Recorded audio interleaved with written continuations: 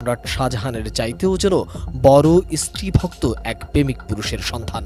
ক্ষমতার চেয়ারে থেকে একের পর এক সম্পদের মালিক হয়েছেন বাংলাদেশ পুলিশের সাবেক মহাপরিদর্শক বেনজির আহমেদ। তিনি স্ত্রীকে এতটাই ভালোবাসতেন যে পুরো গোপালগঞ্জ জেলাটাই নাকি স্ত্রীকে উপহার দিতে চেয়েছিলেন।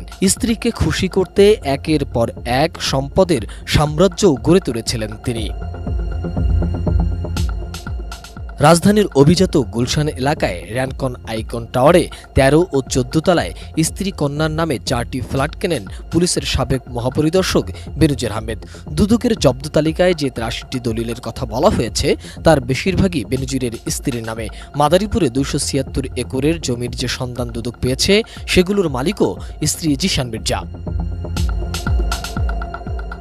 বেনজিরের স্ত্রীর নামে এত সম্পদ দেখে দেশবাসী তো বটেই অবাক, দুদকও।